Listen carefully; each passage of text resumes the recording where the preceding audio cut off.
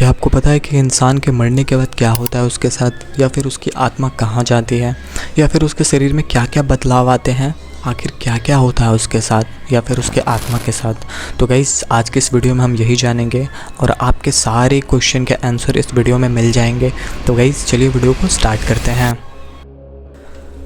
कई लोगों का मानना है कि मरने के 7 मिनट तक बाद तक इंसानी दिमाग सोच सकता है। क्या ये सच है? तो गाइस मैं आप लोग को बता दूं कि हाँ, ये बिल्कुल सच है। इंसानी दिमाग मरने के बाद भी वो 7 मिनट तक सोचता है, यानी कि 7 मिनट तक उसका दिमाग एक्टिव रहता है। तो गाइस वो 7 मिनट तक वो क्या सोचता है, जो इंसान मर चुका होता है उसके दिमाग में 7 मिनट तक क्या चलता है। तो मैं आप लोग को बता दूं कि वो 7 मिनट तक जितनी वो पूरी ज़िंदगी जिया होता है, जो जो उसने उसने लम्हे बिताए होते हैं और जो जो उसने किया होता है, गाइस वो 7 मिनट में वो अपनी पूरी ज़िंदगी जीता है। मतलब कि समझ लीजिए कि एक फ्लैशबैक टाइप चलता है और वो सभी चीज़ें उसको याद आती हैं जो जो उसने किया है। तो 7 मिनट में गाइस ये होता है उसके साथ। दोस्तों आपने कभी सोचा होगा कि आखिर मरने के बाद इंसान का शरीर ठंडा क्यों पड़ जाता है? तो गाइस मैं आप लोग को बता दूं कि इंसान को पहले से ही आभास हो जाता है कि हाँ, उसका मृत्यु अब होने वाला है या फिर उसकी लाइफ अब ख़त्म होने वाली है। उसको आभास हो जाता है किसी किसी चीज़ों से। तो गाइस वो इंसान परेशान रहने लगता है। मतलब आपने ज़रूर सुना होगा किसी ना किसी से कि वो मरने वाले थे या फिर उसके पहले वो इतना परेशान थे, चाहे कुछ भी।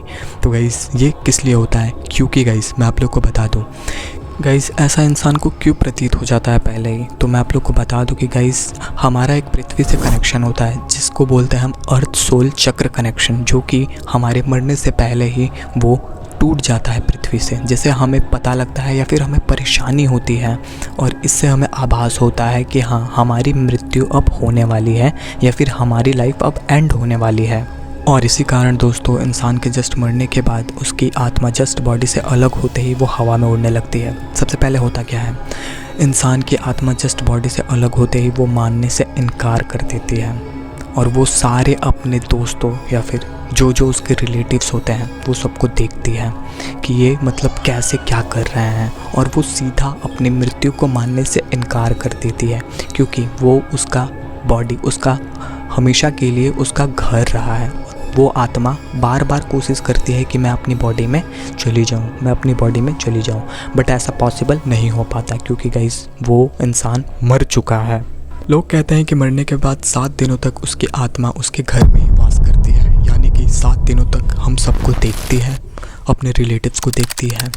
हम 7 दिनों तक वो घर में वास करते हैं। क्या ये सच है? तो गाइस हाँ, ये सच है कि मरने के 7 दिन बाद तक वो आत्मा हमारे घर में रहती है, यानी कि जब तक उसे मोक्ष न मिल जाए।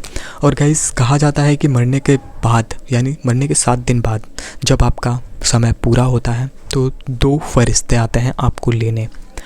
तो आप लोग को कहीं ना कहीं लग रहा होगा कि ये बातें झूठी हैं या फिर कुछ। तो गाइस मैं आप लोग को बता दूं कि ऐसा कुछ नहीं है। ऐसा साफ साफ गरुड़ पुराण में लिखा गया है, आप लोग जाके उसे पढ़ सकते हैं कि मैं ऐसे हवेबाजी में आपको नहीं बोल रहा हूँ। गाइस वो 2 फरिश्ते क्या करते हैं इंसान की आत्मा के साथ, जैसे ही इंसान की आत्मा का समय पूरा होने वाला होता है, इंसान को मोक्ष मिलने वाला होता है, वो 2 फरिश्ते आते हैं यानी 7 दिन बाद, और उसके बाद से उस आत्मा को परलोक ले जाने आते हैं। उसके बाद उसको लेके जाते हैं। गरुड़ पुराण में साफ लिखा गया है, जिसकी आत्मा ने अच्छे कर्म किए हैं उसको कोई भी पीड़ा नहीं होती, उसकी आत्मा को कोई भी पीड़ा नहीं मिलती। और जिसने बुरे कर्म किए हैं या फिर किसी दूसरे के बारे में बुरा सोचा हो या फिर कुछ भी उसने बुरे कर्म किए हों, उसकी आत्मा को बहुत ही पीड़ा से गुजरना पड़ता है। ऐसा साफ लिखा गया है गरुड़ पुराण में।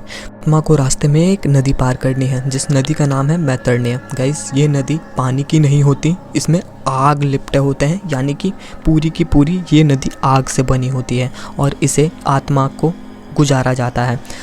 कहा जाता है ऐसा भी कि जिसने अच्छे कर्म किए हैं वो इस नदी को आराम से पार कर लेता है, उसको कोई भी दुविधा या फिर परेशानी नहीं होती है उसकी आत्मा को। और जिसकी आत्मा ने बुरे कर्म किए हैं उसको बहुत ही परेशानी होती है इस नदी को पार करने में, बहुत ही ज़्यादा दुख होता है इसको नदी को पार करने में। ऐसा गरुड़ पुराण में लिखा गया है। इसको पार करने के बाद आपको सीधा ले जाया जाएगा यमलोक, यानी कि द गॉड ऑफ यमराज के सामने, ऐसा लिखा गया है गरुड़ पुराण में।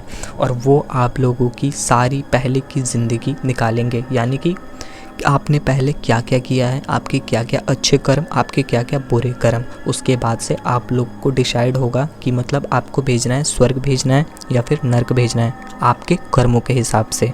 तो इसके बाद से आप लोग को भेज दिया जाएगा स्वर्ग या फिर नर्क। तो गाइज़ ये इन्फॉर्मेशन कैसी लगी आप लोग को, प्लीज़ इस वीडियो को लाइक कर चैनल को सब्सक्राइब करिएगा, और ऐसी वीडियोज़ देखने के लिए गाइज़ सब्सक्राइब करिए चैनल को। मिलते हैं नेक्स्ट वीडियो में।